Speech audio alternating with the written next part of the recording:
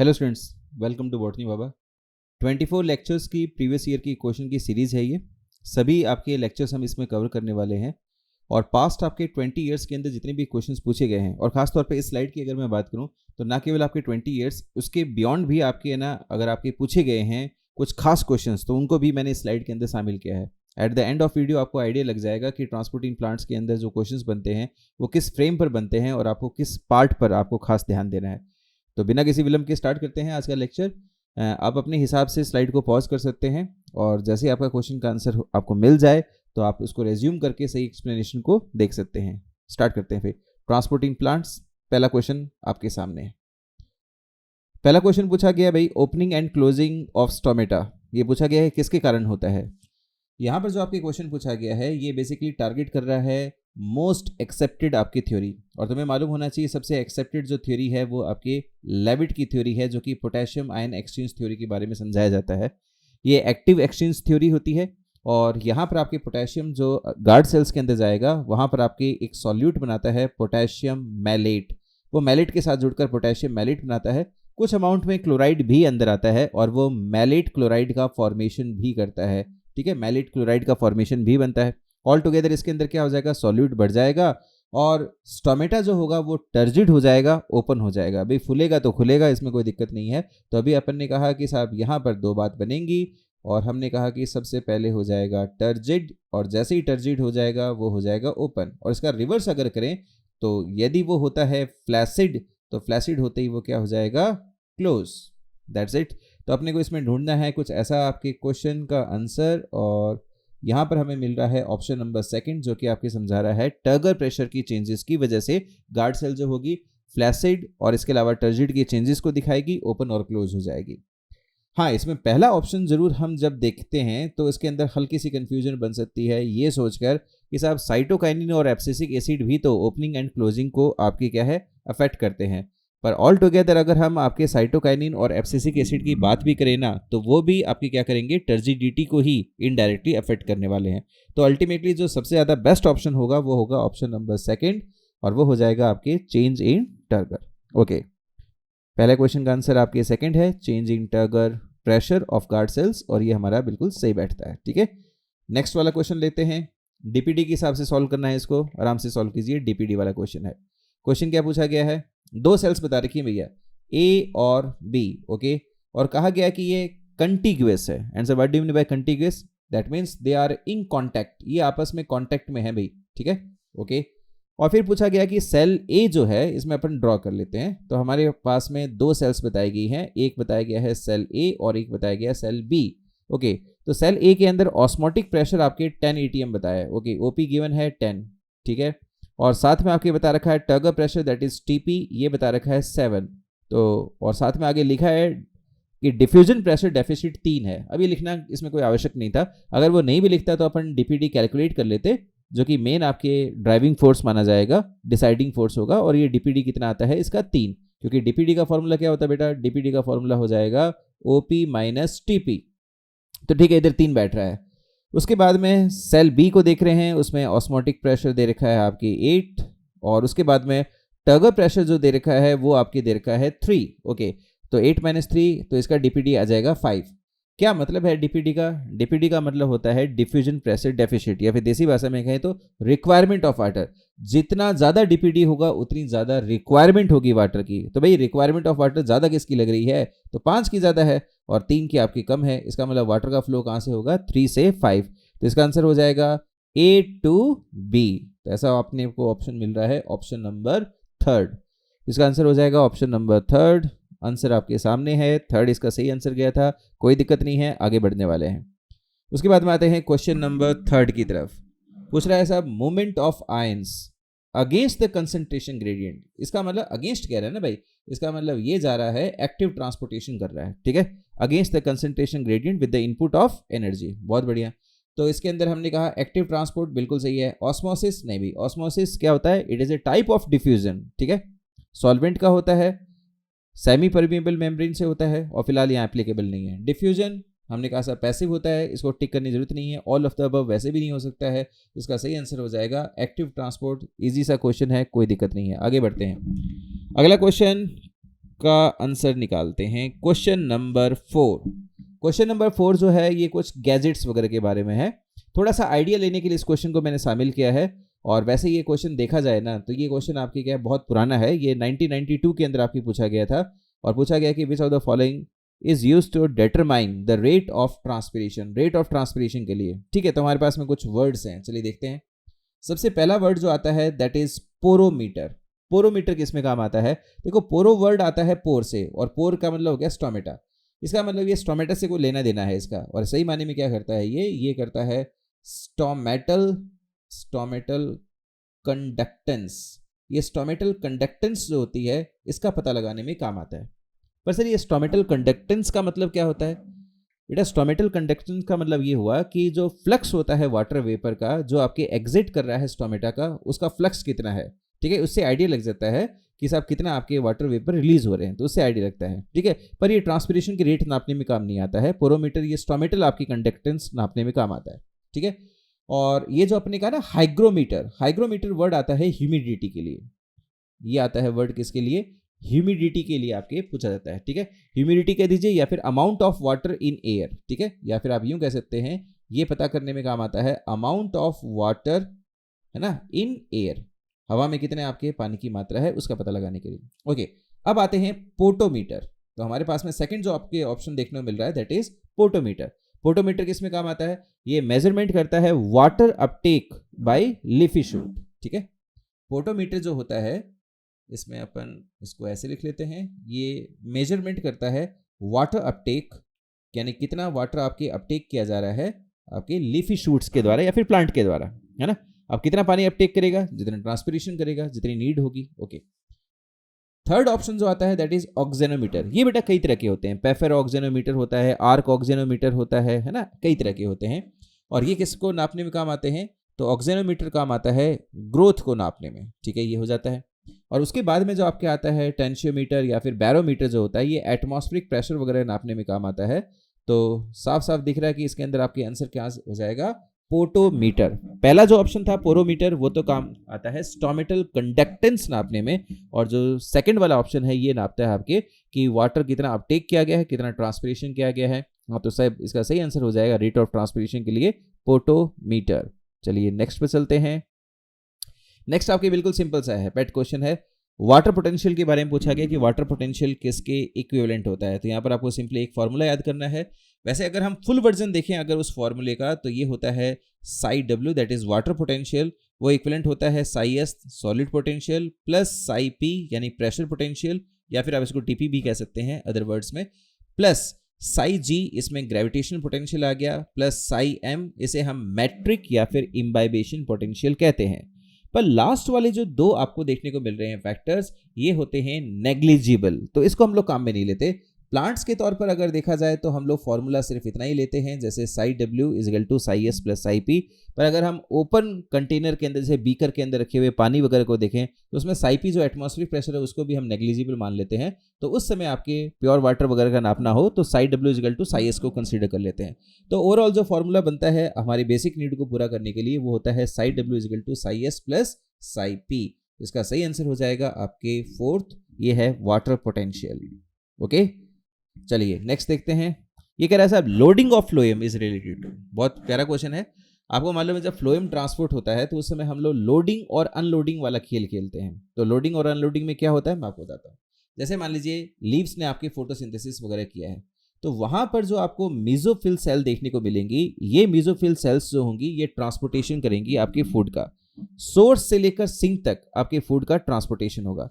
तो ये जो आपके फूड होगा ये लोड किया जाएगा किसके अंदर? कंपेनियन सेल्स के अंदर, and thereafter into sieve tube, ये सीव ट्यूब के अंदर जाएगा अल्टीमेटली, और सीव ट्यूब के अंदर ही ये आपके क्या है ट्रैवलिंग करेगा, राइट। पर ऐसा करते समय दो तरह से मूवमेंट होता है, बहुत ही नेग्लिजिबल या फिर बहुत कम कह दीजिए आप, ये होता है प्लास्मोडेस्मेटा के द्वारा, है ना, प्लास्मोडेस्मेटा के द्वारा होता है, और ये पैसिव कंसीडर किया जाता है जो कि आपके एक सेल से दूसरी सेल में निकल जाता है। ये पैसिव होता है, बहुत कम ऐसा जाता है।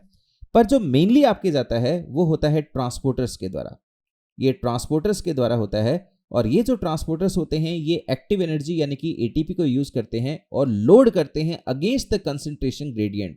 तो ये माना जाता है आपके एक्टिव ट्रांसपोर्टेशन। लोडिंग, याद रखिएगा, लोडिंग और अनलोडिंग दोनों ही आपकी क्या होता है, एक्टिव प्रोसेस होता है। और यहाँ पर आपके काम आता है बोरोन, यानी आपसे अगर मिनरल आयन पूछा जाए कि कौन सा मिनरल आयन आपके हेल्पफुल होता है, तो कैल्शियम बोरोन दोनों ही होते हैं, पर इसमें कैल्शियम को आप प्रायोरिटी दीजिए, कैल्शियम का ही आंसर सही माना जाएगा लोडिंग के हिसाब से। तो फिलहाल क्वेश्चन क्या था, लोडिंग ऑफ फ्लोएम, तो इसके हिसाब से हम कह सकते हैं कि लोडिंग करेंगे अगेंस्ट द कंसंट्रेशन, तो इसका आंसर हो जाएगा increase of sugar in phloem, खासतौर पर सीव ट्यूब एलिमेंट्स के अंदर। ओके, तो चलिए इसका आंसर देखते हैं।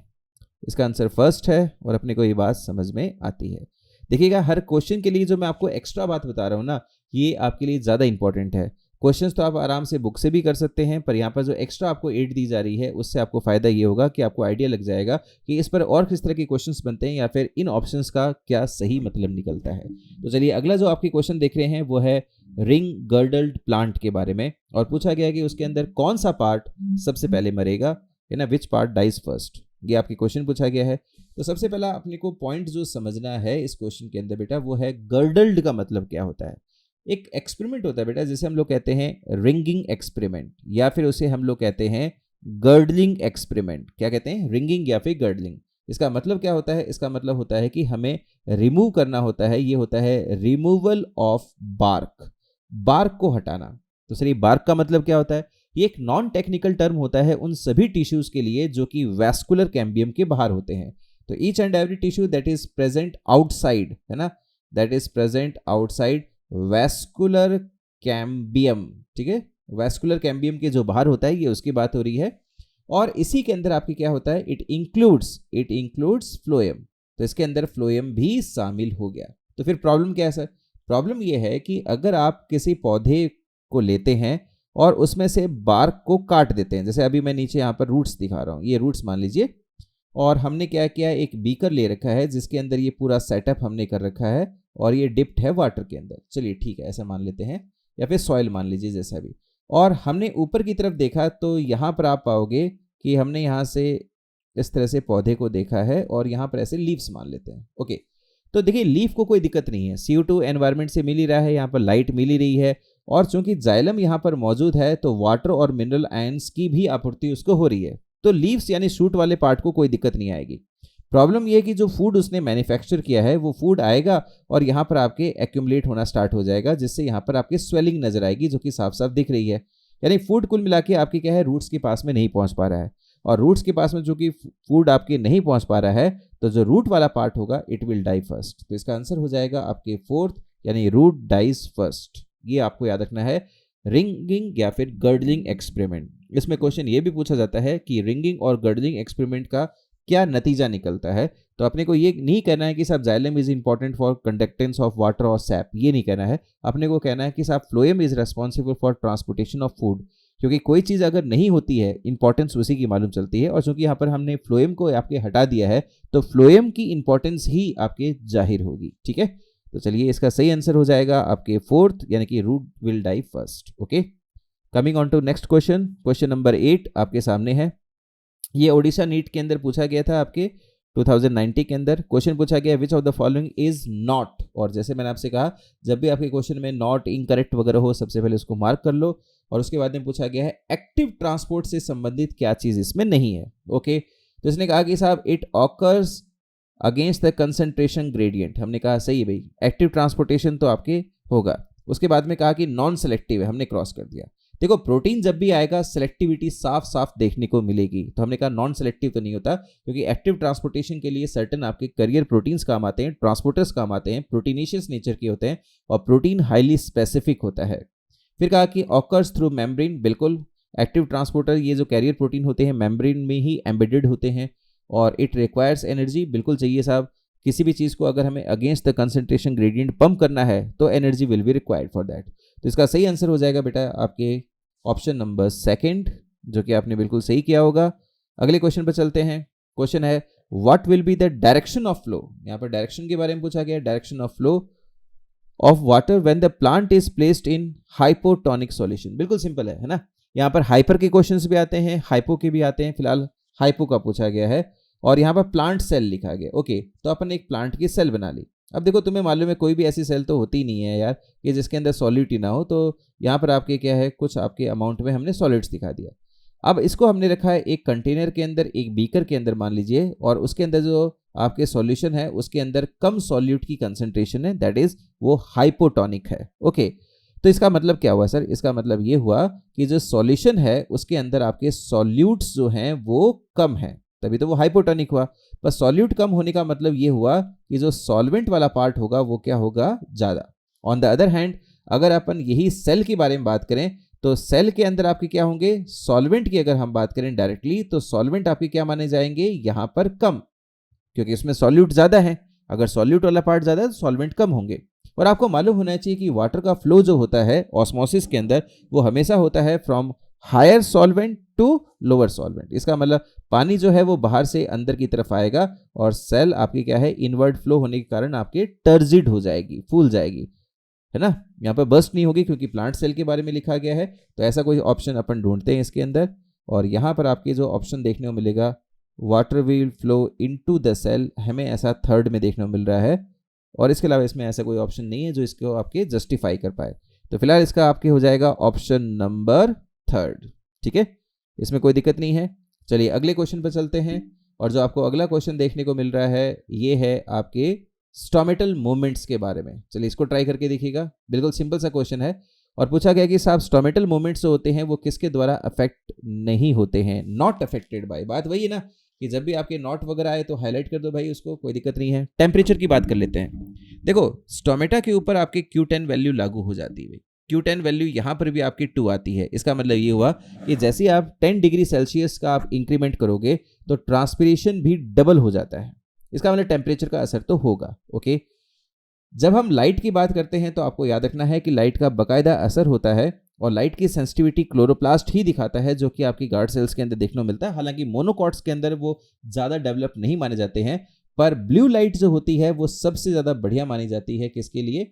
Blue light is considered as to be most effective, ये सबसे ज़्यादा इफेक्टिव मानी जाती है स्टोमेटल आपके रेगुलेशंस के अंदर। ठीक है, और उसके बाद में आप बात करते हैं ऑक्सीजन नेग्लिजिबल प्रभाव। इसका जो प्रभाव देखने को मिलेगा दैट इज नेग्लिजिबल, अगर कुछ होता भी हो तो। ठीक है, और रही बात आपके CO2 की कंसंट्रेशन की, ये आपको समझना है।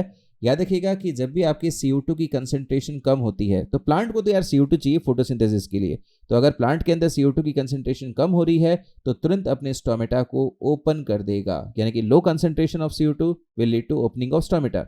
ऑन द अदर हैंड अगर मान लीजिए आपके बहुत ज़्यादा CO2 की कंसंट्रेशन देखने को मिल रही है बाहर आपके ऐसे, तो फिर उस समय क्या हो जाएगा कि जो स्टोमेटा होंगे वो पार्शियली ओपन हो जाएंगे। पूरी तरह से ओपन करने की जरूरत ही नहीं पड़ेगी, वो पार्शियली ओपन हो जाएंगे।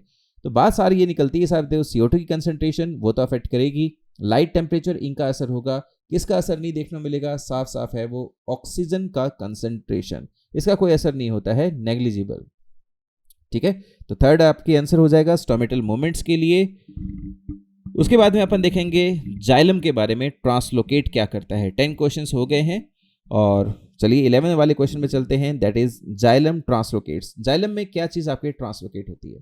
क्या प्योर वाटर होता है? नहीं नहीं, प्योर वाटर कभी नहीं होता है। तो क्या होता है? एसेंट ऑफ सैप हम बोलते हैं, सैप, यानी कि सैप जो होता है ना उसी का आपकी क्या होता है, ट्रांसफर होता है। तो इधर अपन ने लिख दिया कि सैप का ट्रांसफर होता है। और सैप होता क्या है? तो चलो उसके अंदर वाटर होता है, different sorts of mineral ion होते हैं जो कि एसेंशियल है आपके प्लांट के लिए। इसके अलावा यहाँ पे लिखा है ऑर्गेनिक नाइट्रोजन। ओके, तो जब आप एनसीईआरटी को पढ़ेंगे है ना, तो आपको वहां पर अमाइड्स का जिक्र आएगा। ठीक है ना, ये आपको देखने को मिलेगा पेज नंबर 204 जहां पर हम पढ़ेंगे, तो उसके अंदर आपकी क्या अमाइड्स वगैरह के बारे में लिखा होगा कि इनका ट्रांसपोर्टेशन आपकी जाइलम के थ्रू होता है। वेल एंड गुड, तो जो आपके नाइट्रोजन फिक्स्ड होगा वो प्रोटोजाइलम मेटाजाइलम होते हुए जाएगा। और उसके बाद में हार्मोन्स की बात करते हैं। देखो हार्मोन्स तो 5 हैं।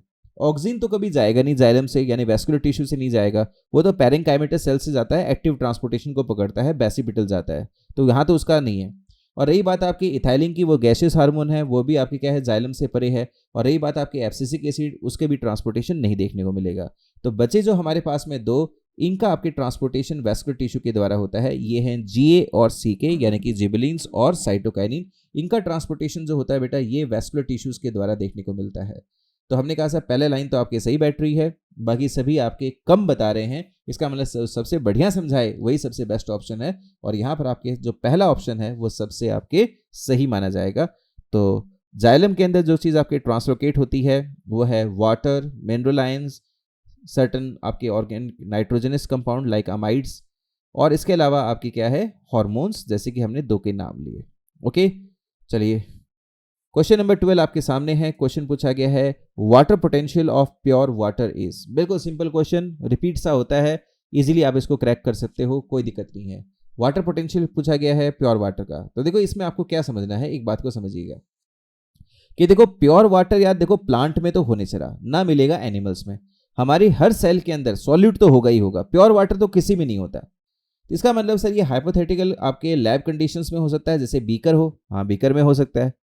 तो उस समय अगर आप बीकर में देख रहे हो और आपने कहा कि इसके अंदर हमने प्योर वाटर लिया है अगर, तो इसका मतलब ये हुआ कि इसके अंदर सॉल्यूट वगैरह नहीं देखने को मिल रहे हैं। तो यहाँ पर हमने लिख दिया पहला पॉइंट जो अपने को समझ में आया, दैट इज कि सॉल्यूट यहाँ पर एब्सेंट है, और अगर सॉल्यूट एब्सेंट है तो साई एस क्या हो जाएगा, ये हो जाएगा 0। ओके, रही बात आपके एटमॉस्फेरिक प्रेशर के हिसाब से देख रहे हैं अपन यहाँ पर, तो जब भी हम एटमॉस्फेरिक प्रेशर के हिसाब से देखते हैं यहाँ पर, है ना, तो हम यूं कह सकते हैं कि साई डब्ल्यू जो होता है वो साई एस के इक्विवेलेंट होता है। याद रखिएगा, नॉर्मल ओपन कंटेनर जैसे ओपन बीकर वगैरह देख रहे हो, जैसे प्योर वाटर लिया है, तो इसके अंदर आपके साई पी जो होता है वो नेग्लिजिबल माना जाएगा, उसको हम हटा देंगे, और एटमॉस्फेरिक प्रेशर के अंदर आपके साई डब्ल्यू जो होता है वो साई एस के इक्विवेलेंट होता है। और चूंकि प्योर वाटर के अंदर साई एस 0 है, इसका मतलब ये हुआ कि प्योर वाटर का साई डब्ल्यू भी क्या हो जाएगा, 0। बिल्कुल सिंपल है, किसी भी सेल की बात नहीं करेंगे। सेल की अगर हम बात करते हैं तो साइपी कंसीडरेबल होता है, क्योंकि वहां पर कुछ ना कुछ टर्जिड या फ्लैसिड होती सेल, तो साइपी की कोई ना कोई वैल्यू निकलती है, और वैसे सेल के अंदर कभी भी प्योर वाटर तो होता नहीं है।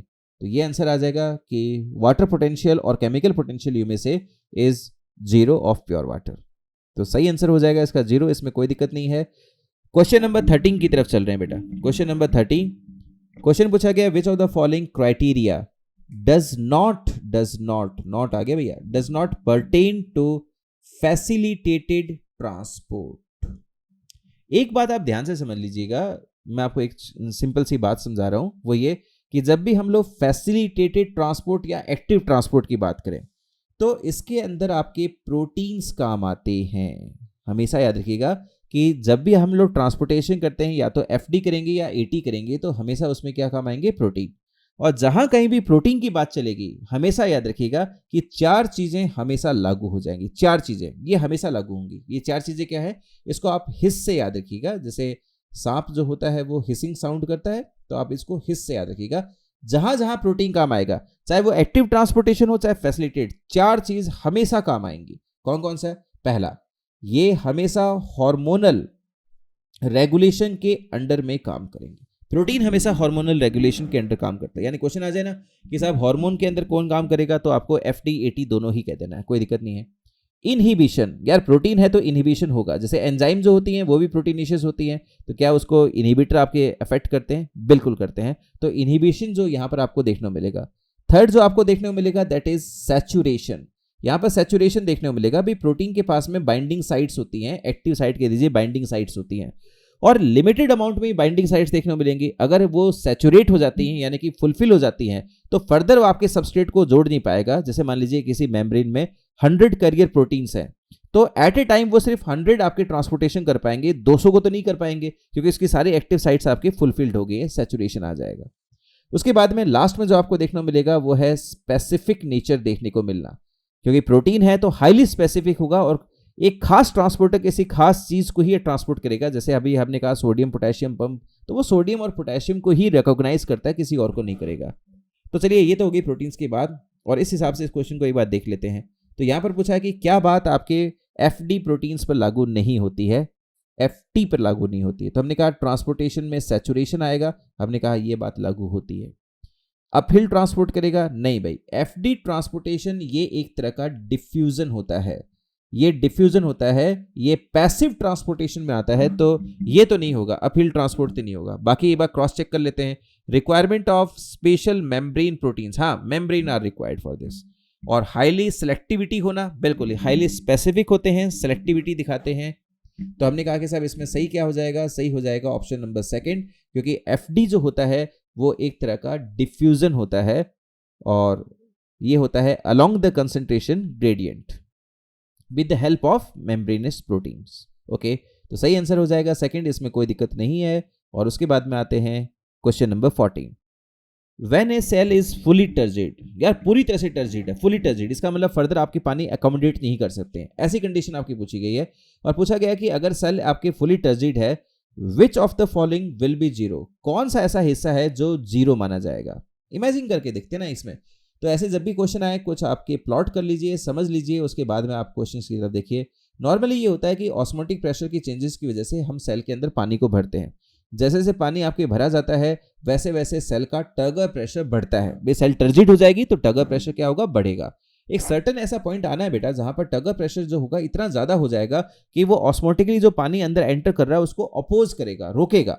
तो अगर मान लीजिए सेल पूरी तरह से टर्जिड हो जाती है, फुली टर्जिड, अगर मान लीजिए हमने कहा कि ये फुली टर्जिड हो गई है, इसका मतलब सेल बिल्कुल फटने को तैयार है और गुंजाइश नहीं बन रही है कि हम ऑस्मोटिक प्रेशर के डिफरेंस की वजह से और ज्यादा पानी को अंदर अकोमोडेट कर पाए। इस पॉइंट पर आपके टगर प्रेशर जो होगा फुली टर्जिड सेल के अंदर, ऑस्मोटिक प्रेशर जो है वो टगर प्रेशर के बराबर आ जाएगा, या फिर यूं कह दीजिए टगर प्रेशर इतना ज्यादा बढ़ जाएगा कि ऑस्मोटिक प्रेशर की बराबरी कर लेगा, उसको अपोज करेगा और फर्दर एंट्री नहीं होने देगा, क्योंकि सेल पूरी तरह से टर्जिड है, अब अंदर आने की कोई गुंजाइश नहीं है। तो फुली टर्जिड सेल के अंदर ओपी किसके बराबर होता है, टीपी के बराबर। अगर आपको याद हो तो डीपीडी जो होता है, डिफ्यूजन प्रेशर डेफिसिट, जो कि एक्चुअली डिसाइड करता है कि सेल के अंदर पानी आना है कि नहीं आना है, उसका फॉर्मूला होता है OP is equal to OP minus TP, है ना, यानी DPD is equal to OP minus TP, ये इसका फॉर्मूला हो गया। आपको मालूम है ओपी टीपी के बराबर है, तो ऐसी सेल के अंदर डीपीडी क्या हो जाएगा, जीरो, यानी the requirement of water is zero. बात तो सही है ना।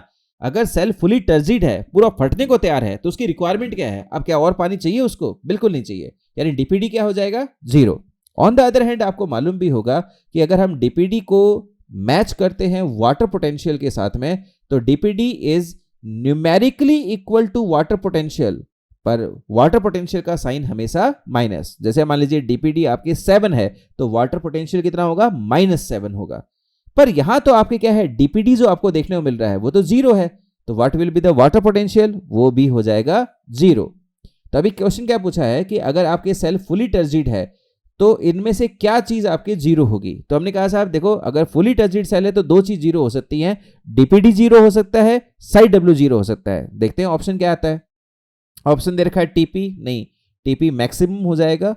वाटर पोटेंशियल, हाँ वाटर पोटेंशियल क्या आ रहा है, वाल प्रेशर टगर प्रेशर के बराबर होगा और प्लस ऑस्मोटिक, ये तीनों बराबर होंगे, है ना। वाल प्रेशर टगर प्रेशर के बराबर होगा और प्लस ऑस्मोटिक प्रेशर के बराबर भी आ जाएगा फुली टर्जिड सेल के अंदर। पर वाटर पोटेंशियल जो होगा यानी रिक्वायरमेंट ऑफ वाटर, वो हो जाएगी जीरो, यानी फुली टर्जिड सेल के अंदर कोई डिमांड नहीं बची है। तो सही आंसर हो जाएगा इसका बेटा सेकंड, इसमें कोई दिक्कत नहीं है। आगे बढ़ते हैं। The process responsible for facilitating, है ना, loss of water in liquid form, है ना, यानी कि फैसिलिटेट कर रहे हैं हम लोग loss of water from the tip of grass plates. तुरंत एक बात समझ में आती है, गटेशन की बात कर रहा है ये। एक पॉइंट होता है बेटा जिसे हम लोग कहते हैं गटेशन। गटेशन में होता क्या है कि जो हर्बेशियस प्लांट होते हैं उनकी वेन एंडिंग्स जो होती हैं वहां पर आपको क्या देखने को मिलेगा, ऐसे वाटर ड्रॉपलेट्स देखने को मिलेगा। ये जो ओस की बूंदे सी आपको नजर आती हैं पत्तियों के मार्जिन्स पर, ये यूजुअली आपको देखने को मिलता है नाइट में जहां पर ट्रांसपिरेशन ना के बराबर हो रहा है, या फिर अर्ली इन द मॉर्निंग वहां पर देखने को मिलता है। तो इसके पीछे आपकी लॉजिक क्या है मैं आपको समझाता हूं। देखो ऐसा है कि रूट प्रेशर जो होता है ये आपके पॉजिटिवली 4% अकाउंट करता है, 4% वाटर एब्जॉर्प्शन को अकाउंट करता है।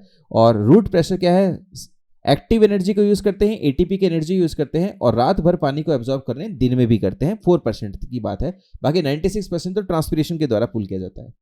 क्योंकि रात की बात हो रही है, क्योंकि नाइट और अर्ली डे की बात कर रही है, अर्ली इन द मॉर्निंग की बात कर रहे हैं, तो वहां पर ट्रांसपिरेशन आपकी क्या है, ना के बराबर है। ना के बराबर इसका मतलब रूट प्रेशर जो है वो आपके वाटर को एक्यूमुलेट करता रहेगा और यहां पर आपकी क्या स्टेम के अंदर पानी इकट्ठा होना स्टार्ट हो जाएगा। ये हो जाएगा पॉजिटिव हाइड्रोस्टैटिक प्रेशर। और इसको सिंप्लिसिटी में कहा जाए ना बेटा तो आप इसको प्लस टीपी भी कह सकते हो। याद रखना, रूट प्रेशर जो होगा वो पॉजिटिव टगर प्रेशर डेवलप कर देगा किसके अंदर, स्टेम के अंदर। रात भर चूंकि ट्रांसपिरेशन नहीं हुआ है तो रूट प्रेशर धीरे धीरे एक्यूमुलेट करेगा और सुबह तक इतना पानी हो जाएगा कि वो इन वेन एंडिंग से होता हुआ बूंदों के तौर पर ऐसे झलकना स्टार्ट हो जाएगा। जैसे ही सुबह होगी और ट्रांसपिरेशन स्टार्ट हो जाएगा तो वैसे वैसे ये बूंदें गायब हो जाएंगी। दो बातें आपको और याद रखनी है कि गटेशन जिस आपके पॉइंट से होता है वेन एंडिंग्स पर, उसे हम लोग कहते हैं वाटर स्टोमेटा, उसे कहते हैं हाइडाथोड्स। तो यहाँ पर आपको ये याद रखना है कि जो यहाँ पर हाइडाथोड वाला क्वेश्चन भी बनता है, इनको हम ओपन स्टोमेटा कहते हैं। यहाँ पर जो गार्ड सेल्स होती हैं वो नॉन फंक्शनल होती हैं, ओपन होता है हमेशा, ठीक है। इसको हम वाटर स्टोमेटा भी कहते हैं, ओपन स्टोमेटा भी कहते हैं। हाइडाथोड वर्ड यूज किया जाता है इसके लिए। तो फिलहाल इसका आंसर क्या हो जाएगा, यहाँ पर हम लोग कह देंगे that is due to root pressure. एक पॉइंट और याद रखना कि रूट प्रेशर भी रेस्पॉन्सिबल होता है ब्लीडिंग के लिए भी। तो ब्लीडिंग और गटेशन दोनों के लिए जो सोलली रेस्पॉन्सिबल है दैट इज रूट प्रेशर। और या फिर क्वेश्चन आ सकता है कि ये जो आपकी गटेशन देखने को मिल रहा है किसकी वजह से, तो आपको कहना है पॉजिटिव हाइड्रोस्टैटिक प्रेशर, ठीक है। ये आपको 2 पॉइंट याद करने हैं। तो इसका सही आंसर हो जाएगा रूट प्रेशर, और मेरे ख्याल से यहां पर आपको कोई दिक्कत नहीं है। क्वेश्चन नंबर 16 की तरफ चलते हैं। ट्रांसलोकेशन के बारे में पूछा गया है। यहां पर आपके जो पूछा गया है ट्रांसलोकेशन ऑफ ऑर्गेनिक सॉल्यूट्स के बारे में पूछा गया, ठीक है। तो सिव ट्यूब के अंदर ऑर्गेनिक सॉल्यूट्स जा रहे हैं, सुक्रोज और उसकी डेरिवेटिव्स जा रहे हैं, बहुत बढ़िया बात। अब पूछा गया कि कौन इसको सपोर्ट करता है, ठीक है। ये इस क्वेश्चन का आंसर आपको कई जगह पर इंटरनेट पर गलत भी देखने को मिलेगा, तो इस बात को समझिएगा। क्वेश्चन बिल्कुल सिंपल फ्रेम के अंदर प्लॉट किया गया है और पूछा गया है कि साहब जो ऑर्गेनिक सॉलिड्स वगैरह जा रहे हैं वो कैसे जाते हैं। तो यहाँ पर आपको जो मोस्ट एक्सेप्टेड थ्योरी है उसी के बारे में आपको बताना है, क्योंकि वही इसको समझाती है, ठीक है। तो जो मोस्ट आपके एक्सेप्टेड थ्योरी देखने को मिलेगी वो आपके मंच की देखने को मिलेगी, और ये है आपके मास फ्लो थ्योरी, या फिर आप इसको बल्क फ्लो थ्योरी कहते हैं, या फिर प्रेशर फ्लो थ्योरी कहते हैं, कई नाम से जानते हैं। मैं इसमें से किसी एक नाम को ले देता हूं, मास फ्लो थ्योरी, ओके। तो ये थ्योरी आपके इस बात को समझाती है। तो यहां पर क्या हो जाएगा, तो अभी हमने कहा कि साहब ये जो आपको देखने को मिलेगा इसमें आ जाएगा ये वाला हिस्सा। पर सर मास फ्लो जो थ्योरी होती है उसमें तो आपके पैसिव समझाया जाता है। बिल्कुल बेटा, सीव ट्यूब के अंदर जो आपकी खाना जाता है वो प्लाज्मोडेस्माटा से होकर सीव के अंदर पूरा ट्रेवल करता है फ्रॉम सोर्स टू सिंक, और उसका अल्टीमेट मूवमेंट जो होता है वो पैसिव माना जाता है। पर उसके अंदर लोडिंग और अनलोडिंग वाला पार्ट जो होता है वहां पर आपकी एनर्जी कंज्यूम होती है। ये बात हमने आज वाली स्लाइड में पहले भी देखी है। तो याद रखिएगा, जब भी हम लोग करते हैं लोडिंग या फिर करते हैं अनलोडिंग, तो उस समय आपको क्या देखने को मिलेगा, एक्टिव एनर्जी काम आती है। तो ये आपके समझाया गया था मंच के अंदर। बाकी जो आपको देखने को मिल रहे हैं ये आपके लागू नहीं होते। जैसे साइटोप्लाज्मिक स्ट्रीमिंग की अगर बात करें तो ये बिल्कुल शॉर्ट डिस्टेंस के लिए होता है, विद इन सेल होता है, या फिर आपके क्रॉसबॉन्डिंग सेल के अंदर हो सकता है थ्रू प्लाज्मोडेस्माटा, पर आपको मालूम है ये बहुत कम देखने को मिलता है। उसके बाद में आपके जो क्वेश्चन पूछा गया है इसमें रूट प्रेशर या फिर ट्रांसपिरेशनल पूल, ये वाटर के ट्रांसलोकेशन में काम आता है, एसेंट ऑफ सैप को समझाता है थ्रू जाइलम, ये यहाँ पर लागू नहीं होता है। और जब हम बात करते हैं पी प्रोटीन्स, ये पी प्रोटीन कहा जाता है किसके लिए, फ्लोएम प्रोटीन्स के लिए कहा जाता है। ये आपके जब भी आपकी कोई सेल डैमेज हो जाती है, एक्चुअली सीव ट्यूब डैमेज होता है, तो इंजर्ड पार्ट जो होता है ना, या फिर इन्फेक्टेड पार्ट जो होता है, जहां से आपके जो सैप देखने को मिल रहा है, फ्लोएम का जो सैप है जो आपके ब्लीड आउट हो रहा है, उसको रोकने के लिए वुंड हीलिंग करने में काम आता है ना। ये बिल्कुल वैसे ही काम करते हैं जैसे आपके प्लेट्स काम करती हैं, सीव की प्लेट्स काम करती हैं। तो पी प्रोटीन से होता है फ्लोएम प्रोटीन, ये बेसिकली उस समय काम करता है प्लगिंग करते समय, जब आपकी वुंड वगैरह की हीलिंग करनी हो तो उस समय पी प्रोटीन्स काम आते हैं ताकि फूड वेस्टेज ना हो जाए। तो ये क्वेश्चन बिल्कुल क्लियर है, इसमें ज़्यादा कुछ नहीं करना था। इसमें सिर्फ ये बताना था कि जो फूड का या फिर ऑर्गेनिक आपके सॉलिड्स का ट्रांसपोर्टेशन होता है फ्लोएम के अंदर वो कैसे होता है, तो आपको सबसे मोस्ट एक्सेप्टेड जो थ्योरी थी उसको हाईलाइट करना था। तो इसका सही आंसर हो जाएगा आपके ऑप्शन नंबर 4, इसमें कोई बड़ी डील नहीं है। और चलिए आगे बढ़ते हैं। Question number 70। क्वेश्चन नंबर 70 कर रहा है कि रप्चर हो रही है, फ्रैक्शनेशन किया जा रहा है, ओके। डू नॉट होता नहीं है यूजुअली, ठीक है, do not usually occur in water column of vessel. यानी क्वेश्चन पूछ रहा है कि यार वेसल और ट्रैकिट्स जो आपको देखने को मिलते हैं जाइलम के, उसके अंदर जो वाटर का कॉलम होता है वो इजीली ब्रेक नहीं होता है, ऐसा क्यों। और यहां पर आपके 4 ऑप्शन दे रखे हैं और पूछा गया कि इसके अंदर आपके क्यों नहीं होता है। तो जब आप है ना जाइलम के वेसल्स या ट्रैकिट्स को देखते हो तो उसके अंदर आपके क्या है, वाटर जो देखने को मिलेगा वो फिल्ड अप होगा, इसके अंदर पूरे के अंदर ये ऐसे वाटर आपके फिल्ड अप है। तो ये 2 तरह के आपके फोर्सेस दिखाता है, आपको मालूम होगा। एक तो आपको देखने को मिलता है कोहेसिव फोर्स, यानी कि कोहेशन कह दीजिए या फिर कोहेसिव फोर्स कह दीजिए, ये आपको देखने को मिलता है। कोहेसिव फोर्स आपके वाटर की बहुत ज्यादा हाई टेंसाइल स्ट्रेंथ को डिनोट करता है, टेंसाइल स्ट्रेंथ ऑफ वाटर को इंडिकेट करता है। और आपको मालूम होना चाहिए ये जो आपकी टेंसाइल स्ट्रेंथ होती है ये 33 मेगा पास्कल्स के इक्विवेलेंट होती है, या फिर इसको एटम या फिर आपके एटीएम या फिर बार के अंदर एक्सप्रेस करें तो ये 15,000 पहुंच जाती है। इसका मतलब वाटर और वाटर मॉलिक्यूल्स के बीच में जो आपकी बॉन्डिंग उसको तोड़ पाना इतना आसान नहीं होता। तो जब ट्रांसपिरेशन होता है तो पूरा कॉलम अपलिफ्ट हो जाता है और ये ब्रेकेज नहीं हो पाएगा, क्योंकि टेंसाइल स्ट्रेंथ या फिर आप कह दीजिए कोहेसिव फोर्स जो होते हैं वो काफी ज्यादा होते हैं। दूसरा जो आपके फोर्स देखने को मिलता है जो थोड़ा कम काम कर रहा होता है वो होता है ये वाला, जहां पर आपके वाटर मॉलिक्यूल्स जो होते हैं वो जाइलम के एलिमेंट्स के साथ में इंट्रैक्शन कर रहे होते हैं। क्योंकि यहाँ पर दो डिफरेंट टाइप के मॉलिक्यूल्स आपस में इंट्रैक्ट कर रहे हैं तो ये कोहेशन ना कहलाकर ये एडहेशन आपकी फोर्स कहलाता है। हमेशा कोहेसिव फोर्स ज़्यादा होता है एडहेसिव फोर्स से, और इसलिए वाटर कॉलम पूरा शिफ्ट होता है और वाटर कॉलम ब्रेक नहीं होता है।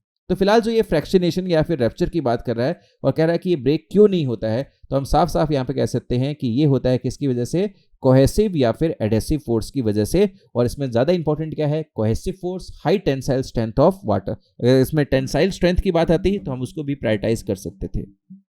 क्वेश्चन बड़ा सिंपल सा है, ऑप्शन इसका फोर्थ आपके सही हो जाएगा, इसमें कोई बड़ी डील नहीं है।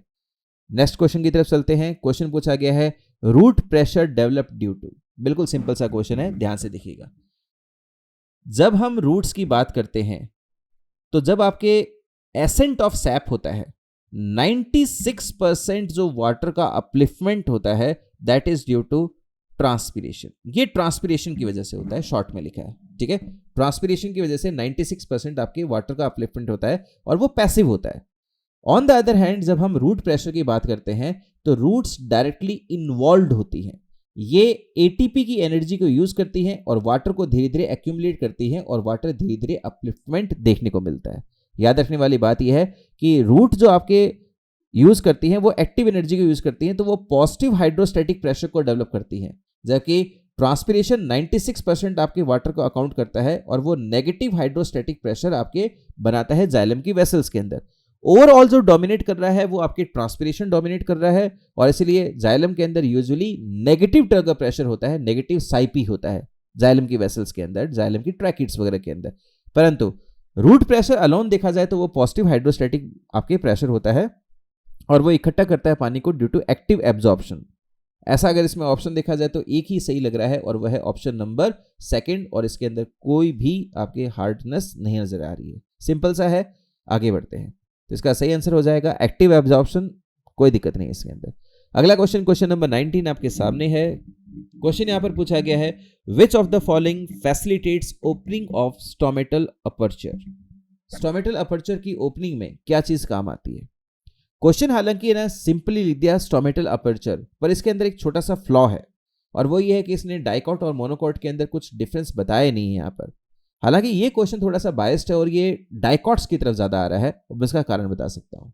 नीट 2017 के अंदर ये क्वेश्चन पूछा गया है और यहां पर आपको देखने को मिलेगी इस तरह से गार्ड सेल, ये गार्ड सेल बन गई है। गार्ड सेल्स के अंदर दो आपको खास मॉडिफिकेशंस देखने को मिलते हैं। पहला कि अंदर वाली जो वाल होती है वो ज़्यादा मोटी देखने को मिलती है, अंदर की तरफ जो वाल होती है ज़्यादा मोटी।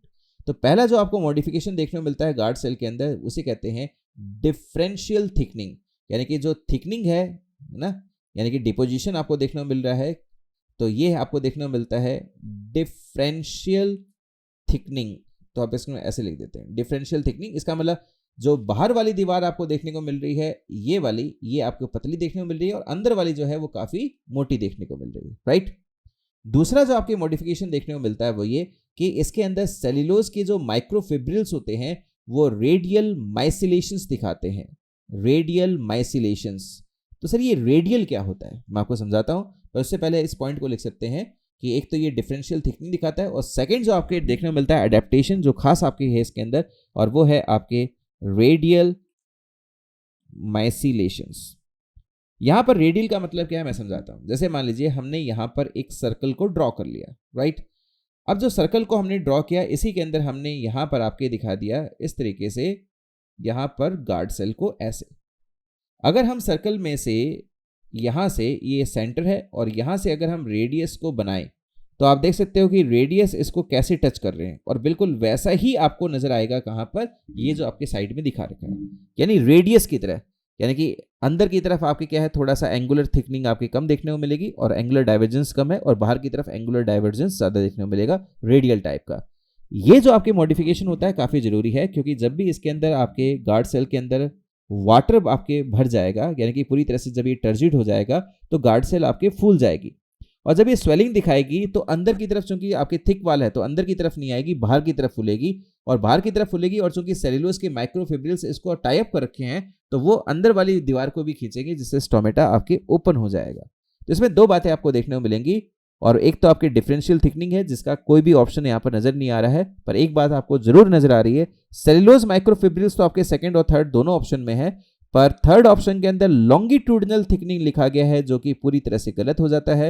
Radial orientation of cellulose microfibril ये इसका बेस्ट ऑप्शन है जो फिलहाल आपके पास में चारों देखने को मिल रहे हैं। अगर ऐसा कोई ऑप्शन होता जिसमें डिफरेंशियल थिकनिंग और रेडियल माइसिलेशन दोनों की बात होती, वो परफेक्ट होता आंसर। तो इसका आंसर हो जाएगा ऑप्शन नंबर सेकंड। इजी है क्वेश्चन, आगे बढ़ते हैं। अगला क्वेश्चन जो आपको देखने को मिल रहा है क्वेश्चन नंबर 20, ये पूछा गया था नीट 2016 के अंदर, वाटर वेपर के बारे में पूछा गया है, प्लांट की लीफ की स्टोमेटल ओपनिंग से वहां पर पूछा गया है। साथ में यहाँ पर एक बात कही गई है, वो कहेगी कि साहब जिस समय आपके क्या है वाटर वेपर रिलीज होते हैं उसी समय CO2 जो होता है वो अंदर की तरफ आता है, तो ये जो बाई डायरेक्शनल काम हो रहा है ये कैसे पॉसिबल हो पाता है। तो इसके लिए आपको समझना पड़ेगा डिफ्यूजन के बारे में थोड़ा सा, और ये आपको समझ में आता है कि जैसे मान लीजिए हमने यहाँ पर ग्राफिकल फॉर्म में दिखा दिया इस तरीके से, और यहाँ पर हम दो चीज़ ले लेते हैं, जैसे कि हमने कहा कि ये इस तरह से हमने दिखाया वाटर के बारे में। मान लो हमने कहा वाटर, तो वाटर जो है वो अंदर से वाटर के वेपर बाहर जा रहे हैं। ऑन द अदर हैंड दूसरी तरफ से हम देख रहे हैं कि बाहर से जो आपके बता रखा है कि CO2 जो है वो अंदर की तरफ आ रहा है, तो हमने कहा चलो ठीक है।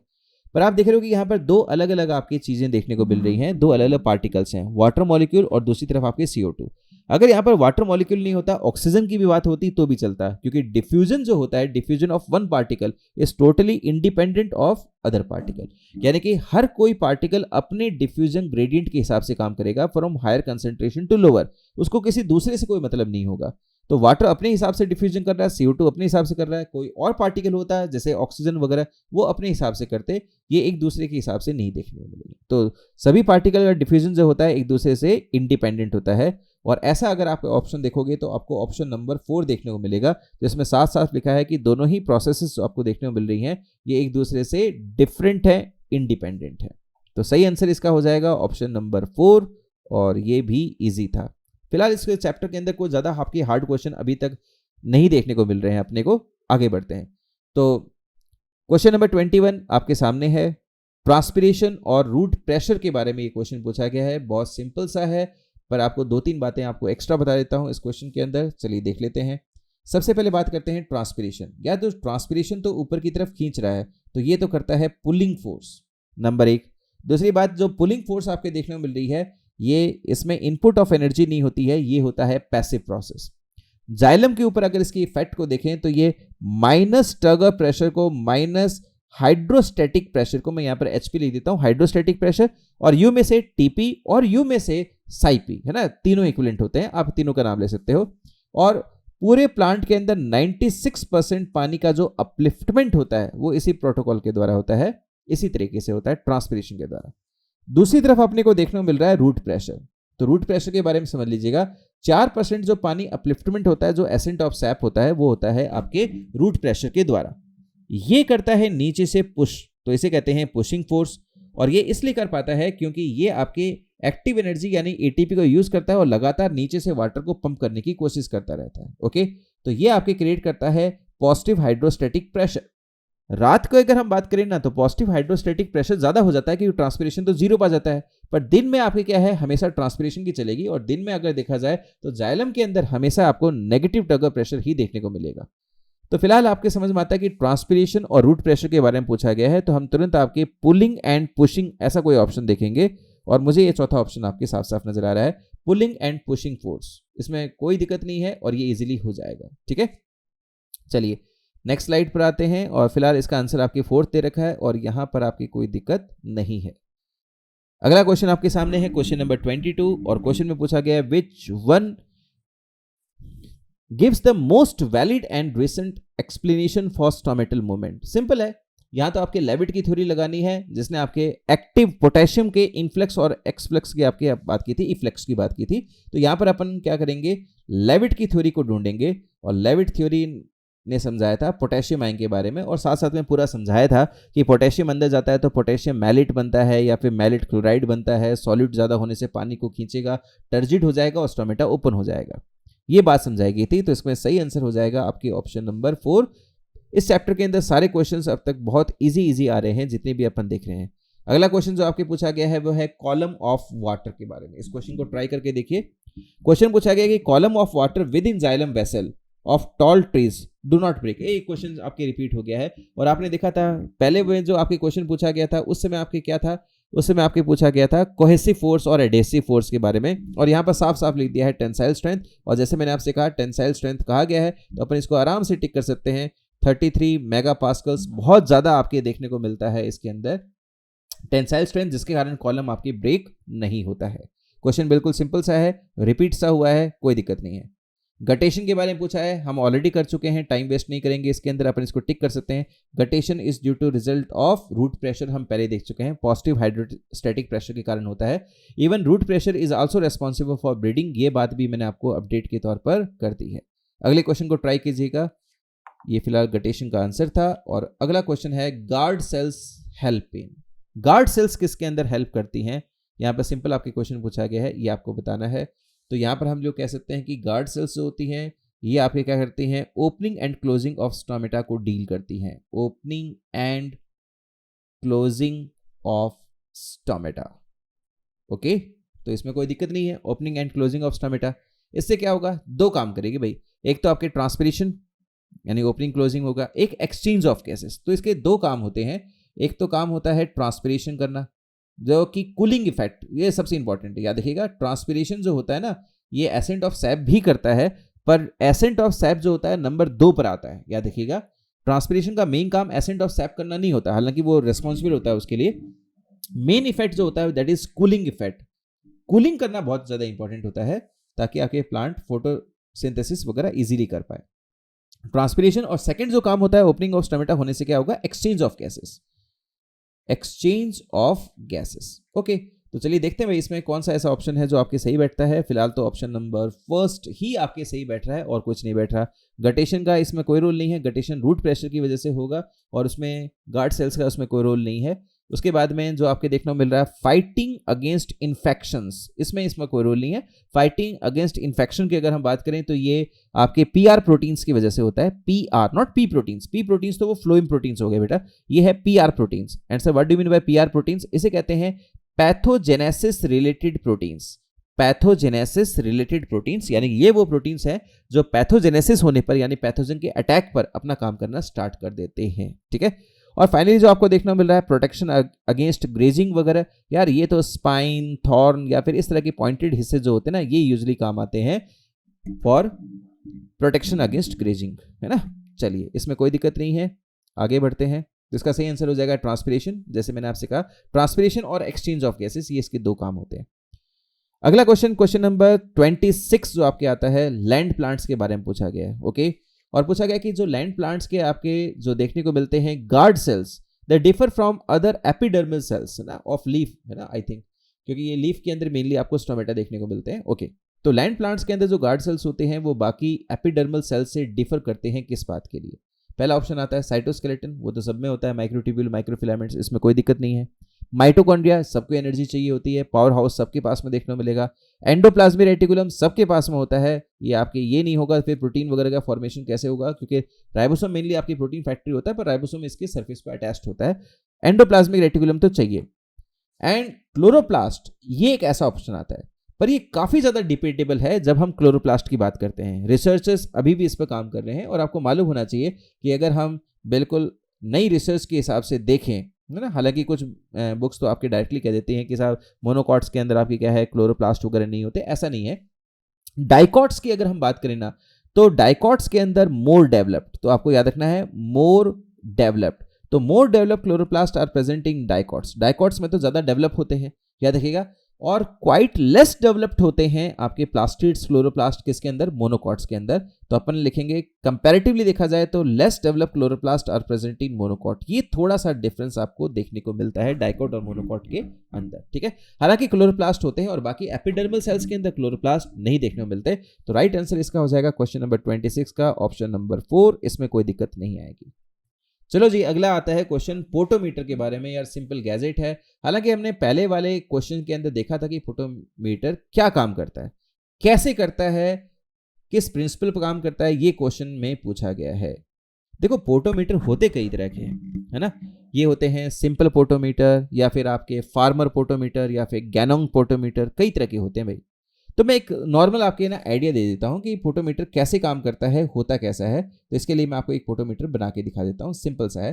पोटोमीटर के अंदर बेटा एक होती है हमारे पास में एक ग्लास ट्यूब, ये ग्लास ट्यूब है। ये ग्लास ट्यूब जो होती है गैजेटेड होती है, ग्रेजुएटेड कहते हैं इसको, इसका मतलब स्केल बना होता है इसके ऊपर, जैसे अपन ने स्केल बना दिया। दो एंड्स देखने को मिलते हैं, एक एंड पर हल्का सा फनल लाइक आपके इस तरह से देखने को मिलता है, जहां पर हम प्लांट को सेट करेंगे। यानी हम लोग कोई फ्रेशली कट आपके शूट ले लेंगे जो बिल्कुल ताज़ा हो, उसको कट कर देंगे और नीचे वैक्स वगैरह कुछ नहीं लगाएंगे बेटा, है ना। तो यहाँ पर आपके क्या है, इस प्लांट पर आपके क्या है, ये ऐसे आपके प्लांट लगा दिया, इसकी टहनी यहाँ पर सेट कर दी, ओके। और यहाँ पर ऊपर से एरिएशन कुछ ना हो इसलिए यहाँ पर ऊपर वैक्स लगा देंगे। जो स्टम्प काटा ना उसके आगे नहीं लगाएंगे, पर ऊपर से आपके वैक्स लगा दें ताकि एयर का आपके यहाँ पर ना हो। दूसरी बात आपके क्या करेंगे, इसके अंदर पूरे के अंदर ये दूसरी तरफ अगर देखें ग्लास की स्लाइड तो ये ऐसे नीचे है। इससे पहले कि हम प्लांट लगाएं ना, पूरे ट्यूब के अंदर पानी भर लेते हैं और उसके बाद में हल्का सा टिल्ट करके उसमें एक बबल को इंसर्ट कर देते हैं। तो वो बबल जो आपको देखने को मिलेगा, जैसे इस पूरे के अंदर हमने कॉलम के अंदर पानी भर दिया और एक जगह आपकी बबल आ जाएगा, जैसे मान लो ये बबल यहाँ पर आ गया है, ठीक है। और दूसरी तरफ आपके क्या है कि हमने यहाँ पर बीकर सेट कर दिया और इस बीकर के अंदर हमने पानी को भर रखा है, ओके, पानी के अटैचमेंट में। अब क्या होगा कि जितना ज़्यादा ट्रांसपिरेशन आपके प्लांट करेगा, अल्टीमेटली वो पानी कहाँ से ड्राइव किया जाएगा, वो पानी आपके क्या बीकर से अपलिफ्ट किया जाएगा। तो हम लोग टोटल देखेंगे साहब कितना टाइम दिया गया था, कितना इसने ट्रांसपिरेशन किया है और कितना आपकी क्या अपटेक ऑफ वाटर किया है। जैसे जैसे पानी अपलिफ्ट किया जाएगा वैसे वैसे बबल इस स्केल पर स्लाइड भी करेगा। बबल आपके मूव करता है इसके अंदर, फोटोमीटर के अंदर, ठीक है। तो जितना ज्यादा ट्रांसपिरेशन होगा उतना ज्यादा वाटर कंज्यूम किया जाएगा, अल्टीमेटली बीकर से कंज्यूम किया जाएगा, तो उससे आइडिया ले जाएगा कि ट्रांसपिरेशन हुआ कितना है, ठीक है।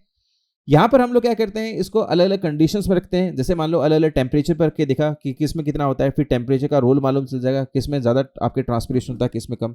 या फिर आपके फैन के सामने रख देंगे एक्सपेरिमेंट करते समय लैब के सामने, और फिर वेलोसिटी के हिसाब से देखेंगे कि विंड वेलोसिटी को अगर बढ़ाया जाए तो उस पर ट्रांसपिरेशन का क्या असर होता है। तो मेन इसका ये कंसेप्ट होता है।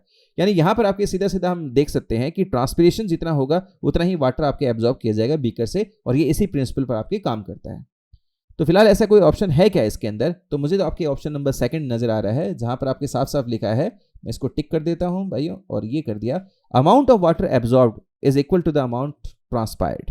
तो सही है, जितना आपकी ट्रांसपिरेशन करेगा उतना एब्जॉर्ब करेगा, और एब्जॉर्ब कहां से करेगा, बीकर से, ओके। इसमें कोई डील नहीं है। क्वेश्चन नंबर 27 बहुत ईजी था। आगे आते हैं क्वेश्चन नंबर 28 की तरफ। Stomata of plant open due to, repeat question है यार, कुछ नहीं है, वो मेन थ्योरी जो है ना उसी को अपन करेंगे। पोटेशियम अंदर जाएगा, पोटेशियम मैलिट बनाएगा, उस थ्योरी के ऊपर बेस है। यहां पर हम ज्यादा नहीं बोलेंगे और फटाफट इसको खत्म करते हैं। इनफ्लक्स ऑफ पोटेशियम आयंस, ये बिल्कुल सिंपल है, पोटेशियम आयन अंदर जाएगा, पोटेशियम मैलिट नाम का आपके क्या है सॉल्ट बनाएगा। थ्योरी आपको मालूम है, इसमें कोई दिक्कत नहीं है, सिंपल सा क्वेश्चन है और ये हो जाएगा। उसके बाद में आपके पूछा गया है main function of lenticels. Lenticels के बारे में आपने एनाटॉमी के अंदर देखा होगा। लेंटिसल्स आपके क्या सिंपल पोर्स होते हैं जिसके द्वारा आपके मेनली गैसियस एक्सचेंज होता है, इसके अलावा वाटर वेपर भी रिलीज हो जाते हैं।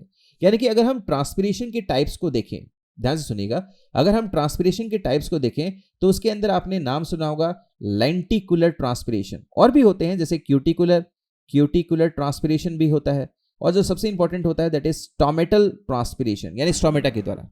जो स्टोमेटा के द्वारा होता है वो 90% तक अकाउंट करता है ना। हर्बेशियस प्लांट्स के अंदर क्यूटिकुलर भी काफी अच्छा खासा हो जाता है, अप टू 50% भी चला जाता है क्यूटिकुलर।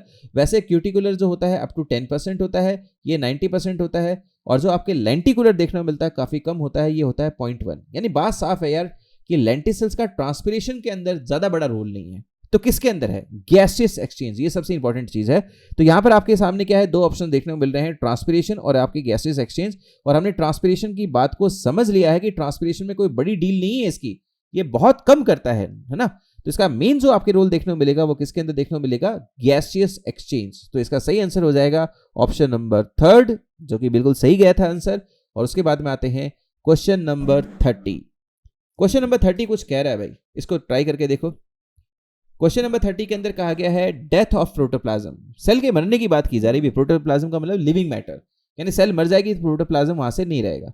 पूछ रहा है कि साहब it is a pre request for the Vitality और वाइटल फंक्शन लाइक, कुछ ऑप्शंस दे रखे हैं। सबसे पहले दे रखा है ट्रांसपोर्ट ऑफ सैप, ओके। तो भैया यहाँ पर पहला जो ऑप्शन दे रखा है that is transport of SAP, और इसमें इस तरह से 4 ऑप्शन दे रखे हैं। अपन नीचे से स्टार्ट करते हैं। जैसे सबसे पहले बात करते हैं गैसियस एक्सचेंज। देखो भाई, गैसियस एक्सचेंज जो होता है ये होता है मेनली स्टोमेटा के द्वारा, और जो स्टोमेटा होते हैं लिविंग होते हैं डेड होते हैं, तो हमने कहा ये तो होते हैं लिविंग, यानी कि प्रोटोप्लाज्म इज प्रेजेंट, इसमें कोई दिक्कत नहीं है। फिर कह रहा है absorption of water. Absorption of water root करती है, और रूट निश्चित रूप से आपके लिविंग है। देखिए मेनली तो आपके ट्रांसपिरेशन के द्वारा वाटर अपलिफ्टमेंट होता है, पर एब्जॉर्प्शन तो मेनली किससे होता है, रूट से होता है, और रूट आपकी लिविंग है। उसके बाद में कहा गया ट्रांसपोर्टेशन ऑफ फूड।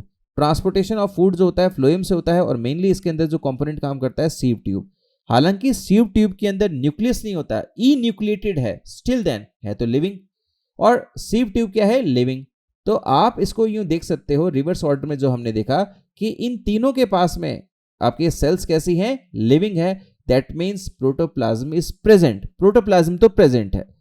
जबकि हम पहला ऑप्शन देखते हैं तो वो कह रहा है transportation of SAP, that is transport of SAP. और एसेंट ऑफ सैप या ट्रांसपोर्टेशन ऑफ सैप की अगर हम बात करें तो ये होता है बेटा किसके द्वारा, ट्रैकिड्स के द्वारा, या फिर आप कह दीजिए वेसल्स के द्वारा, अगर हम एंजियोस्पर्म्स की बात करें।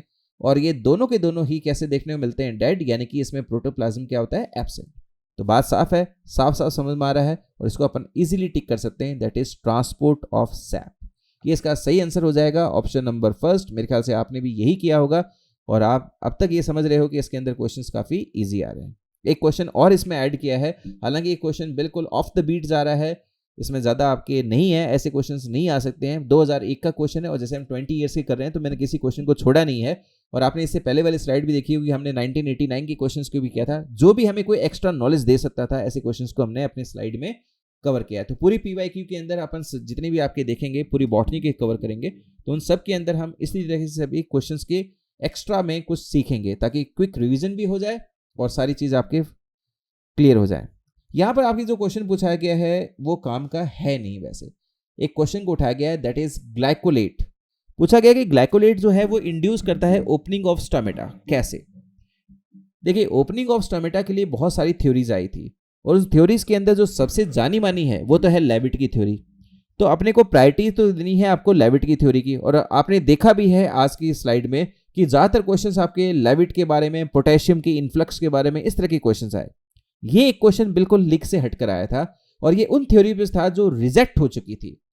तो फिलहाल हम जिसकी बात कर रहे हैं, ये इस तरह से यहाँ पर एक बार मैं यहाँ पर गार्ड सेल दिखा देता हूँ, उस थ्योरी के बारे में थोड़ा सा ब्रीफिंग कर देता हूँ ताकि आपको एक बात समझ में आए। ठीक है, जैलिच नाम के एक साइंटिस्ट हुआ करते थे, जैलिच नाम था उनका, और उन्होंने एक सजेस्ट किया था। उन्होंने कहा था कि जब भी आपके लो CO2 की कंसेंट्रेशन होती है, ठीक है, ये बात सिर्फ पढ़ सकते हो, ज्यादा इसमें समझने वाली नहीं, क्योंकि जो थ्योरी थी उसको एक्सेप्ट नहीं किया गया था। ठीक है, स्टिल देन अपन इस क्वेश्चन को एंटरटेन करने के लिए थ्योरी का एक बार थोड़ा सा आउटलुक देख लेते हैं।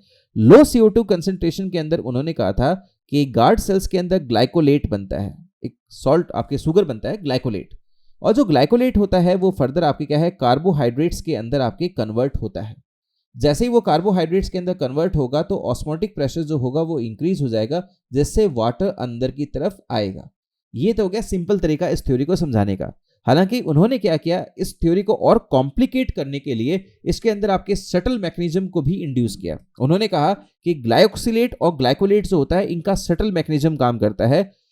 उन्होंने एक वर्ड कहा था ग्लाइऑक्सिलेट और ग्लाइकोलेट, है ना, ये लेट लिखा है, ग्लाइऑक्सिलेट और इसके अलावा ग्लाइकोलेट, इनका कन्वर्जन होता है, और ऐसा करते समय ATP जनरेट होता है। और उन्होंने कहा था कि जो वाटर है वो लगातार पंप किया जा रहा है। हालांकि इस थ्योरी के अंदर बहुत सारी कॉम्प्लिकेशंस हैं कि अगर ऑस्मोटिक प्रेशर ऑलरेडी आपके सेल के अंदर ज़्यादा है तो वाटर तो वैसे ही आ जाएगा, उसमें आपकी ATP की एनर्जी देने की आवश्यकता थी भी नहीं। कुल मिला के यहाँ पर जो क्वेश्चन पूछा गया है वो आपके ये पूछा गया कि ग्लाइकोलेट जो था वो आपके इंड्यूस कर रहा था ओपनिंग को, बिल्कुल ओपनिंग को कर ही रहा था, क्योंकि वाटर अंदर आएगा तो स्टोमेटा कैसा हो जाएगा, टर्जिड, यानी फूल जाएगा, और जो फूलेगा वो खुलेगा। तो साहब ये स्टोमेटा खुल तो जाएगा, पर यह है कि साहब ग्लाइकोलेट कब बना, तो हमने कहा साहब ओपनिंग करते समय ग्लाइकोलेट बना था, और कंडीशन कैसे थी, लो CO2 की कंसेंट्रेशन।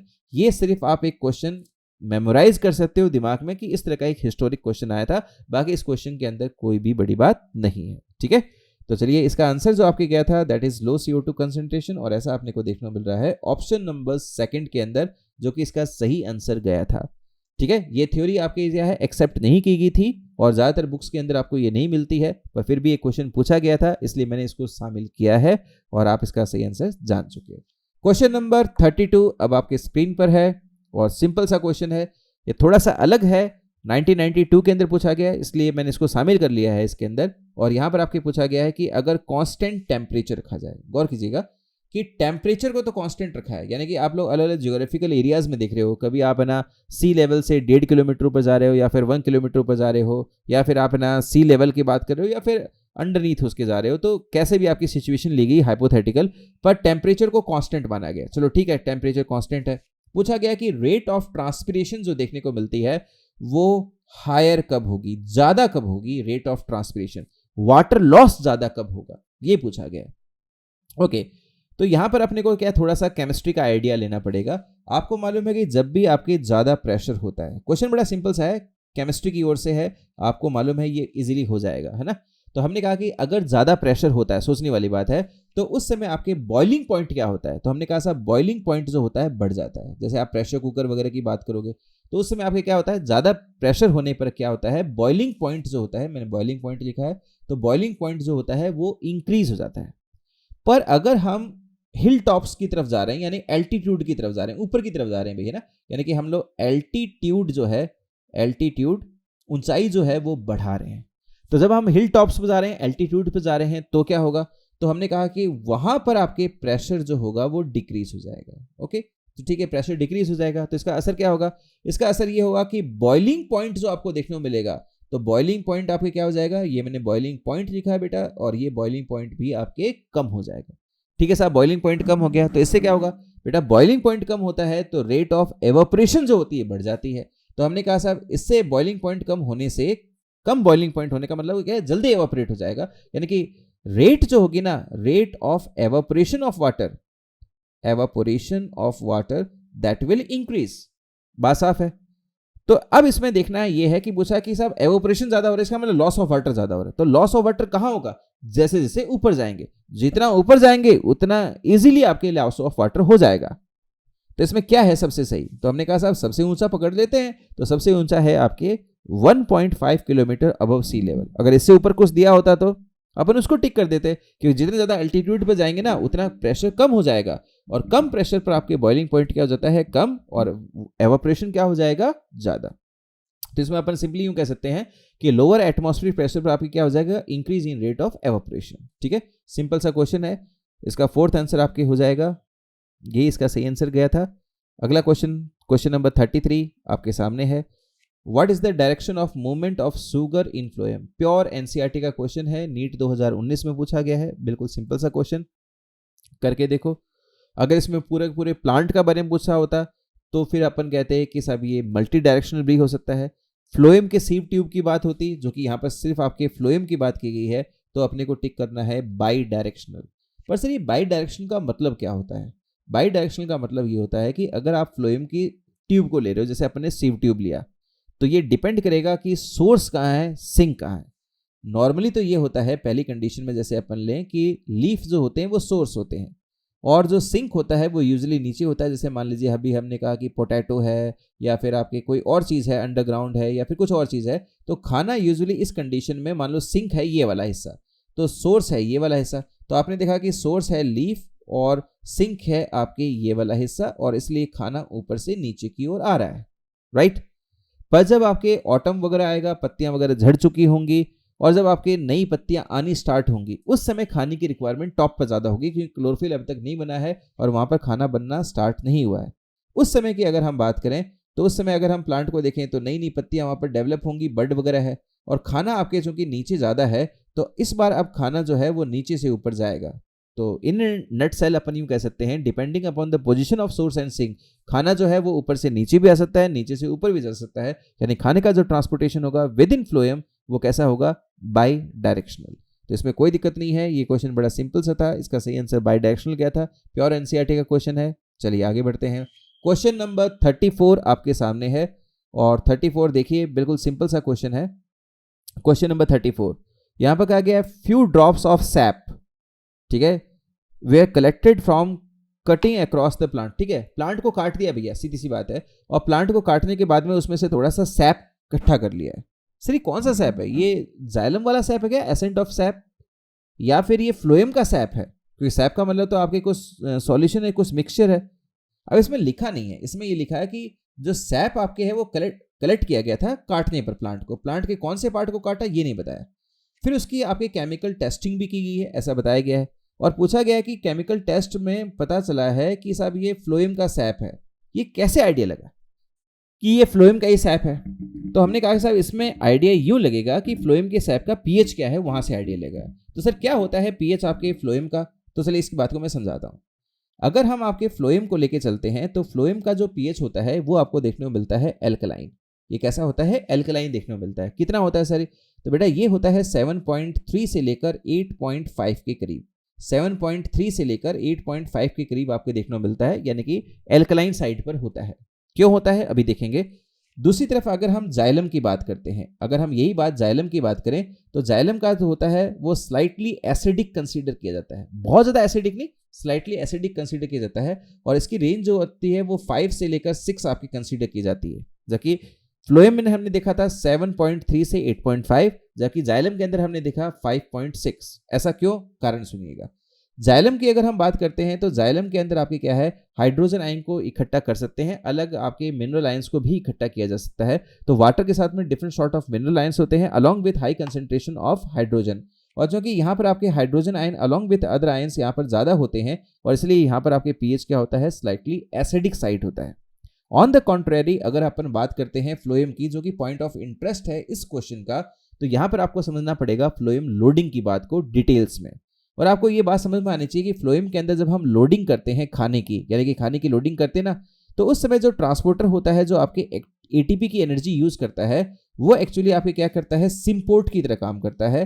वो एक्चुअली यहाँ पर दो चीज़ों को एक साथ भेजता है, यानी कि अंदर की तरफ तो भेजता है सुक्रोज को, ये सुक्रोज को भेज रहा है, और वो सिम्पोर्टर की तरह काम करता है, और वो बाहर भी किसी चीज़ को भेजता है, और वो होते हैं हाइड्रोजन आयन, और ये एटीपी की एनर्जी को यूज करता है। दोबारा सुनिएगा ध्यान से, ये जो आपको देखने को मिल रहा है ये फ्लोएम है, और फ्लोएम में जब भी हम लोग आपके सुक्रोज को पंप करते हैं तो साइड बाय साइड आपके हाइड्रोजन को अंदर से बाहर भेजा जाता है, जिससे आपके फ्लोएम के अंदर हाइड्रोजन आयन की कंसंट्रेशन कम हो जाती है, और इसीलिए उसका पीएच जो होता है वो एल्कलाइन कंसीडर किया जाता है। याद रखिएगा, जो भी प्रोटीन कैरियर आपके सुक्रोज को पंप करता है अगेंस्ट द कंसंट्रेशन ग्रेडियंट, वो साइमल्टेनियसली यानी साथ साथ आपके हाइड्रोजन को बाहर भी पंप करता है, कंपेनियन सेल्स और उसके बाहर की तरफ। ठीक है, तो इससे आपके क्या हो जाएगा, फ्लोएम के अंदर आपके हाइड्रोजन आयन की कंसंट्रेशन काफी कम हो जाएगी, और इससे आपकी अल्कलाइन पीएच हो जाएगा। तो दो बातें आप याद रखिएगा। इस क्वेश्चन में तो सिर्फ आपके पूछा गया बेटा फ्लोएम के बारे में, पर आपको एक्स्ट्रा नॉलेज दे दी गई है जाइलम के बारे में। अगर क्वेश्चन आए तो आप इसको भी फोड़ के आ सकते हैं, और फिलहाल इसका आंसर गया था एल्कलाइन, जो कि इसका सही आंसर था। और उसके बाद में अब आते हैं, ये लास्ट क्वेश्चन है आई थिंक, और ये है क्वेश्चन नंबर 35 आपके सामने। टेरेस्ट्रियल हैबिटाट्स के बारे में पूछा जा रहा है, और पूछा गया है कि साहब टेम्परेचर और रेनफॉल जो आपको देखने को मिल रही है वो किस चीज से आपकी इन्फ्लुएंस होती है। पहला आपके ऑप्शन आता है वाटर ट्रांसफॉर्मेशंस। बेटा वाटर ट्रांसपोर्टेशन नॉर्मली हम तब बढ़ते हैं जब वाटर साइकिल की बात करते हैं, और हम लोग पूरा वो जियोलॉजिकल साइकिल्स वगैरह में देखते हैं कि साहब समुद्र से पानी उठ रहा है, फिर धीरे धीरे कंडेंस होगा, बारिश होगी। ठीक है, तो वहां पर आपके क्या मेनली ये होता है वाटर बॉडीज से, ये मेनली आपके कहां से होता है, वाटर बॉडीज। जबकि क्वेश्चन में जो मेनली रिफ्लेक्ट हो रहा है ना, वो टेरेस्ट्रियल हैबिटाट्स की बात की गई है, जमीन की बात की गई, ना कि आपके ना एक्वेटिक हैबिटाट्स के बारे में बात की गई है। ठीक है, दूसरी तरफ आपके देखने को मिल रहा है ट्रांसपिरेशन। तो जब ट्रांसपिरेशन की हम बात करेंगे तो निश्चित रूप से अगर पेड़ ज्यादा होंगे, ज्यादा ट्रांसपिरेशन होगा, तो उस समय आपके क्या होगा कि एनवायरमेंट जो होगा वो धीरे धीरे सैचुरेट होना स्टार्ट हो जाएगा। तो इसका मतलब ट्रांसपिरेशन आपके सही बैठ सकता है। बाकी ऑप्शंस भी देखते हैं। अगला ऑप्शन आपको जो देखने को मिल रहा है वो थर्मो पीरियोडिज्म के बारे में बात कर रहा है, यानी डे नाइट की बात कर रहा है। आपको मालूम है कि साइक्लिक वे में देखा जाए तो दिन में आपके टेम्परेचर बढ़ेगा, और फिर पीरियोडिक वे में अगर शाम को देखें अंधेरे में या फिर रात को देखें तो आपके टेम्परेचर कम हो जाएगा। तो ये डे नाइट आपके इफेक्ट हो गया, जो कि प्लांट के ऊपर इसका भी असर होता है। यानी कि अल्टरनेट अगर हम डे और नाइट की टेम्परेचर की बात करें, अल्टरनेट डे एंड नाइट के टेम्परेचर की बात करें, तो इसका असर भी प्लांट की फिजियोलॉजी पर पड़ता है। ठीक है, पर इससे आपके टेम्परेचर और रेनफॉल पर तो कोई असर नहीं पड़ रहा है। उसके बाद में आते हैं ट्रांसलोकेशन। ये तो विद इन प्लांट हो रहा है, फूड का हो रहा है विद इन प्लांट, तो इसका भी आपकी कोई असर नहीं होगा। तो इसमें जो सही ऑप्शन जाएगा वो ट्रांसपिरेशन जाएगा, और पौधे वगैरह जो हैं वो ज़्यादा लगाने से आपके फ़ायदा क्या होगा कि वो ज़्यादा कूलिंग इफेक्ट दिखाएंगे, ज़्यादा ट्रांसपिरेशन करते हैं, तो इससे आपके क्या है कि टेम्परेचर पर यानी कूलिंग पर और प्लस आपके रेनफॉल होने पर चांसेस बढ़ जाएंगे। बात साफ है कि अगर हम रेट ऑफ ट्रांसपिरेशन की बात करें तो that is directly proportional to the saturation deficit of atmosphere. Okay, यानी कि जितना ज़्यादा आपके ना सैचुरेशन में कमी होगी उतना ज़्यादा ट्रांसपिरेशन होगा, इसमें कोई दो राय नहीं है। तो इसका सही आंसर गया था आपके सेकंड, बिल्कुल सही है। और ये लास्ट आपके क्वेश्चन था। Thanks for watching, take care. Join the best premier institute of India for medical and engineering courses. Use promo code BOTANYBABA to avail 15% discount in fees. For more details, contact our corporate office.